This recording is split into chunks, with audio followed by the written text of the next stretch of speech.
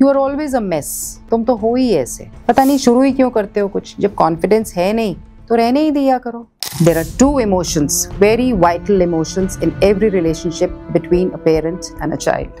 These two emotions create a big turmoil in the relationship we have with our children. कि आपने बच्चे को कह दिया तुम तो बहुत केयरलेस हो, और यहीं पर आप दूसरी तरफ जाएंगे, दूध गिर गया है, गमला टूट गया है, नेवर माइंड, अब हम ऐसा करते हैं कि इसे साफ करते हैं, मिलकर करें, या फिर आप आधा कर दीजिए और बाकी आधा उसे खुद करने दीजिए।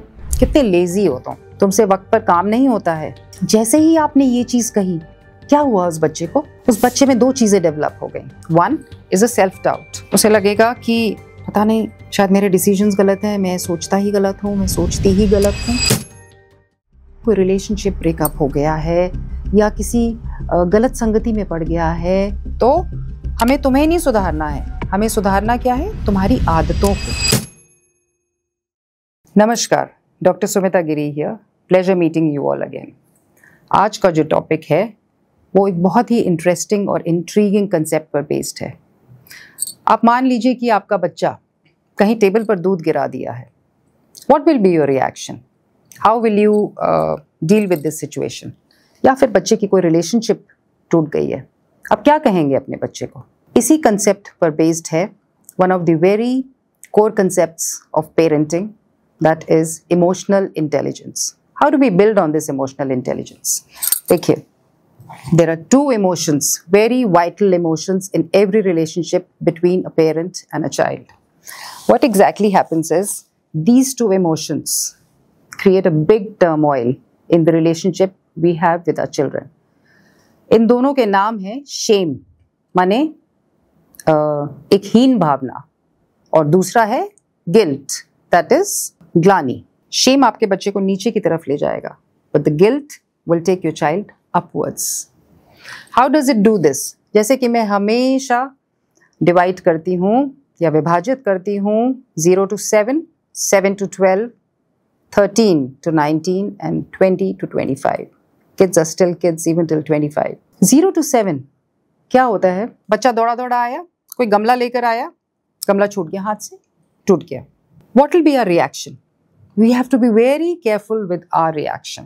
Either you will create two scenarios. One is of shame and the other one is of guilt. What would you like to do? Shame is, बेटा तुम कितने केयरलेस हो, हाँ, कितनी गलतियां करते हो, जब देखो तब कुछ उठाते हो, पकड़ते हो तो तुमसे गिर ही जाता है। What have you done to the child? हमने किया ये, उस बच्चे की सेल्फ इमेज पर एक बहुत बड़ा अटैक कर दिया है, राइट? मतलब हमने उसकी आइडेंटिटी को ही निगेट कर दिया है। What we should have done is we should have attacked or spoken about the action of the child, right? तो shame होता है कि आपने बच्चे को कह दिया तुम तो बहुत केयरलेस हो, और यहीं पर आप दूसरी तरफ जाएंगे, so it comes to guilt. दूध गिर गया है, गमला टूट गया है, never mind, अब हम ऐसा करते हैं कि इसे साफ करते हैं, मिलकर करें, या फिर आप आधा कर दीजिए और बाकी आधा उसे खुद करने दीजिए। See the positive impact of creating this guilt is, उस बच्चे को समझ में आने लगा है कि मुझसे गलती हुई है, मैं गलत नहीं हूं, मुझसे गलती हुई है, उसको करेक्ट करने का भी एक तरीका है मेरे पास। नेक्स्ट एज ग्रुप पर आते हैं, that is 7 to 12. What happens here? School का काम बढ़ने लगता है, योर चाइल्ड प्रॉब्ली कई बार होमवर्क छूट जाता है, किसी से क्लास नोट्स लेकर आए, वो लिख नहीं पाए रात को, सुबह सुबह याद आ रहा है, बहुत हड़बड़ी होती है घरों में, बड़े सारे काम होते हैं। This is the regular scene in every house we have. So what happens? आप बच्चे को या तो सुबह सुबह कह देंगे या रात को कह देंगे कि देखो कितने लेजी हो तुम, तुमसे वक्त पर काम नहीं होता है। जैसे ही आपने ये चीज कही, क्या हुआ उस बच्चे को? उस बच्चे में दो चीजें डेवलप हो गई। One is a self doubt. उसे लगेगा कि पता नहीं शायद मेरे डिसीजंस गलत हैं, मैं सोचता ही गलत हूँ, मैं सोचती ही गलत हूँ, और दूसरा उसकी जो सेल्फ वर्थ है वो डिग्रेड होने लगेगी just by your words. What we as parents and teachers should do, most important, create a pathway of guilt, a positive guilt, guilt word थोड़ा नेगेटिव लगता है, but actually it has a lot of influence on the mindset, the brain development, and on the personality of the child if it is used in a positive way. Create guilt to generate a responsible behavior in your child. वो बच्चा देखिए अपने आप guilt इस तरह से इस्तेमाल करें कि बच्चे को लगे हाँ ये मेरी रिस्पॉन्सिबिलिटी थी, मुझसे गलती हो गई और मैं इसे सुधार सकता हूँ या सकती हूँ। जब होमवर्क नहीं हुआ, शेम सिर्फ इस एक लाइन से हो जाएगा, तुम कितने लेजी हो।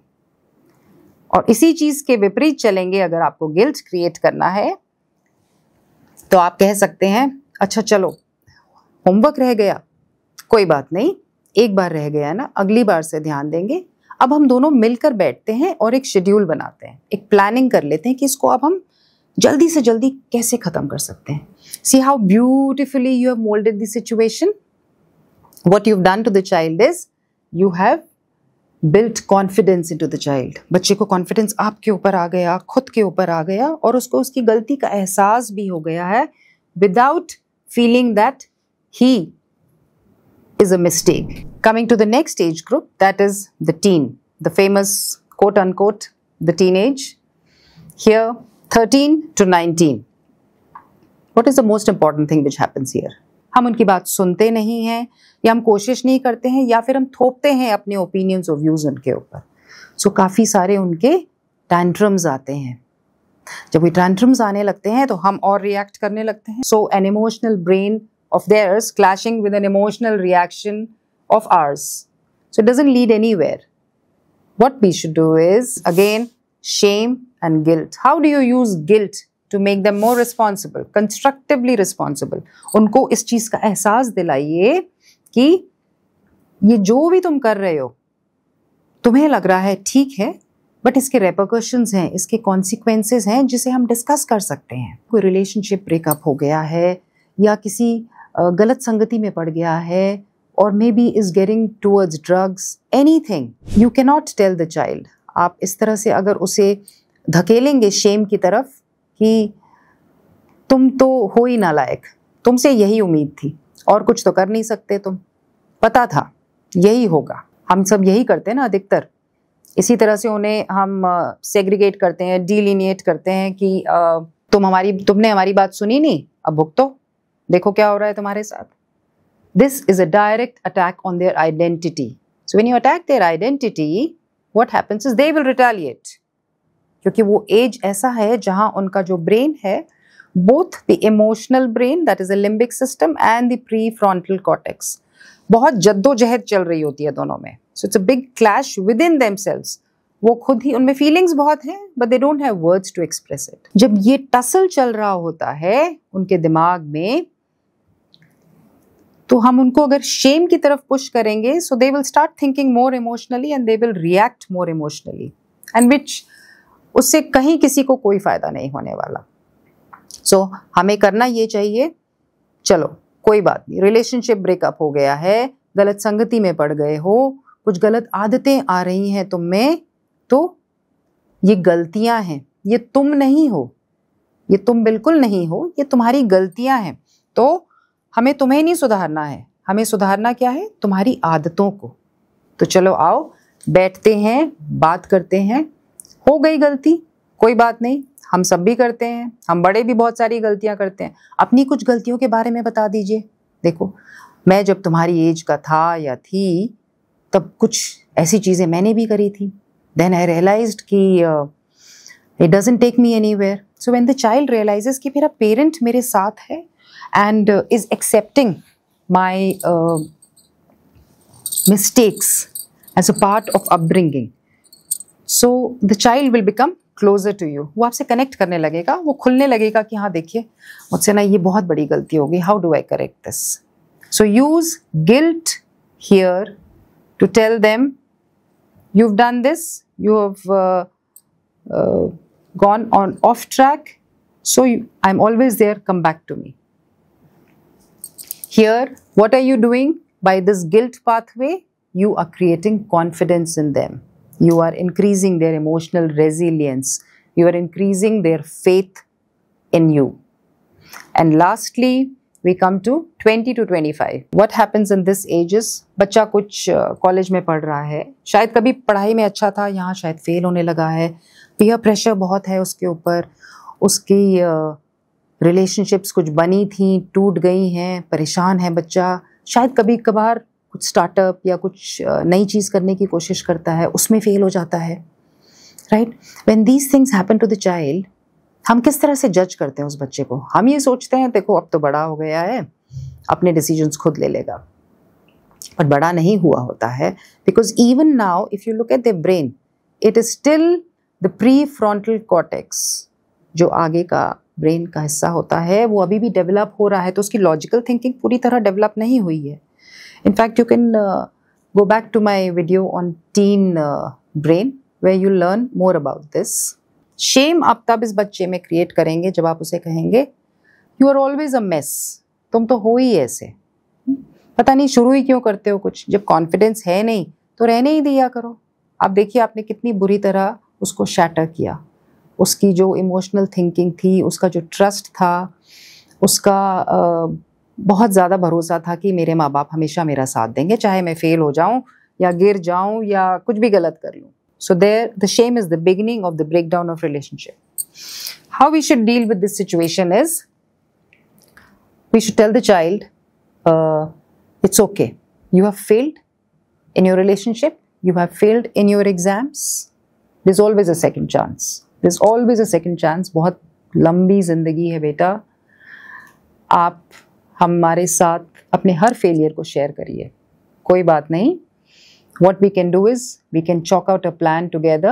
We can see how we can deal with this situation together. जब उसे ये feeling generate हो जाती है ना कि they are pardoning me in spite of me committing so many mistakes, the child will come back to you. चाहे कुछ भी हो जाए, वो वापस आप ही के पास लौटेगा, क्योंकि आपने उसको accept किया है unconditionally, despite all the failures, all the attempts, all the downfalls, and all the mistakes they have done. Here, what we've done to the child in this age group is we have built their emotional resilience and mental strength. Yahin se we can infer that throughout, from the age of 0 to 25, see, by creating a guilt pathway in a constructive way and not creating a shame pathway, what have we done to our children? हमने अपने बच्चों के साथ एक रास्ता तय किया. We've traveled together in building 3 things in them. 1 is their confidence, 2nd is their self-worth, and 3rd is their self-esteem.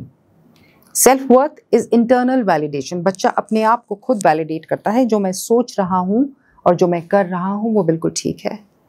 Self-esteem is external validation. That is related to the confidence of the child, right? कि मैंने जो कुछ भी किया, मेरे माँ बाप ने मेरा साथ दिया, and because of that the child is very motivated and confident कि मैं बाहर की दुनिया को फेस कर सकता हूँ. और आखिर में मैं सब पेरेंट्स और टीचर्स से कहना चाहूँगी that our children are not their mistakes, they are what they choose to become from their mistakes. हमें अपने बच्चों से ये कहना चाहिए कि बेटा आप गलती नहीं हैं, आपने जो किया है वो गलत है, इस गलती को अगर सुधार लोगे तो जिंदगी बदल जाएगी. इन गलतियों को सुधारने में हम सब as teachers, parents, mentors, caregivers अपने बच्चों को सपोर्ट करेंगे तो एक बेहतरीन जनरेशन हमें आगे देखने को मिलेगी. आप सबका बहुत बहुत धन्यवाद मुझे सुनने के लिए. मैं ये चाहूँगी प्लीज़ अपने कमेंट्स, क्वेरीज मुझे लिख भेजें ताकि मैं और कुछ इंटरेस्टिंग टॉपिक्स पर पेरेंटिंग और स्टूडेंट मेंटरिंग में आपसे इंटरेक्ट कर पाऊँ. Please do like and share. ओम नमः शिवाय.